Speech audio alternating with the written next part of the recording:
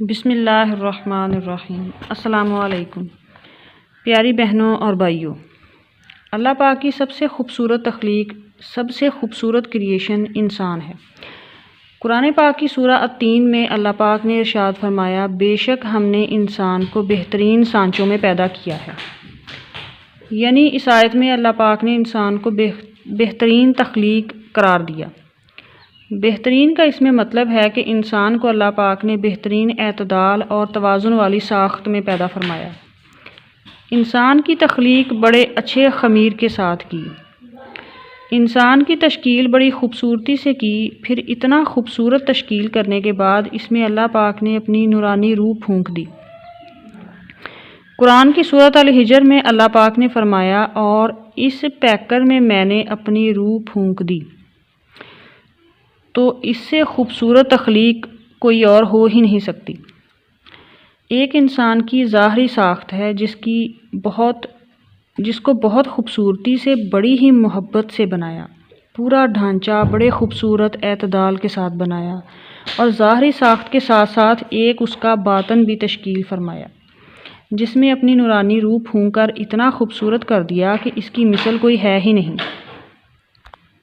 اللہ پاک نے سینکڑوں مخلوقات کو تخلیق فرمایا، مگر جس خوبصورتی اور توازن سے انسان کو پیدا فرمایا اس کی کوئی مثال نہیں ہے۔ اور پھر جس محبت سے اللہ پاک نے اس تخلیق کا ذکر قرآن پاک میں فرمایا، کسی اور تخلیق کا اس طرح تذکرہ نہیں فرمایا۔ اللہ پاک نے دنیا کی تخلیق کا بیان قرآن پاک میں کیا اور زمین سے آسمان تک ہر چیز کا خلاصہ بیان کیا، اور آخر میں اپنا تعارف یوں کرواتا ہے، اور برکت والا ہے اس کائنات کا مالک اور رب۔ جب پوری کائنات کی تخلیق کا ذکر فرمایا تو کہا کہ میں رب العالمین ہوں، لیکن جب صرف ایک انسان کی تخلیق کا ذکر فرمایا تو اپنا تعارف کیسے کروایا؟ انسان کی تخلیق کا خلاصہ بیان کرنے کے بعد اپنا تعارف احسن الخالقین کہہ کر کروایا، یعنی سب سے خوبصورت بنانے والا۔ کون ہے اس ذات کے سوا جو ایسی صورت بنا سکے؟ انسان کا پورا سٹرکچر اللہ کی قدرت کا منہ بولتا ثبوت ہے۔ انسانی جسم کا ایک ایک آرگن اور اس کا فنکشن، ان سب کو ایسی خوبصورت ترتیب کے ساتھ جوڑا گیا ہے کہ اس میں کسی قسم کا کوئی فالٹ یا کوئی کمی نہیں چھوڑی گئی۔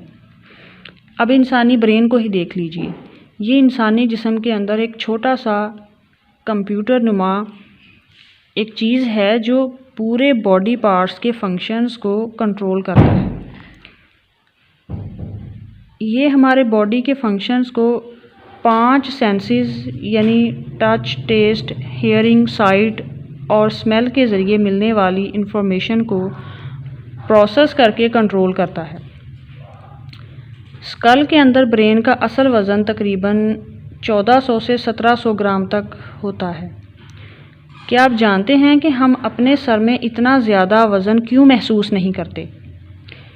کیونکہ یہ اسپائنل فلوئڈ میں تیرتا ہے، اور پانی کے اوپری حصے سے دماغ کا وزن تقریباً 0.18 کلو گرام تک کم ہو جاتا ہے، اس لیے ہمیں اس کا وزن محسوس نہیں ہوتا۔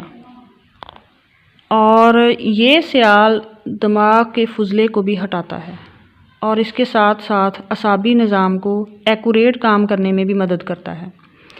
ویسے تو نماز کی تمام موومنٹس بڑی ہی مفید ہیں، لیکن ان میں سے سجدہ سب سے قیمتی موومنٹ ہے۔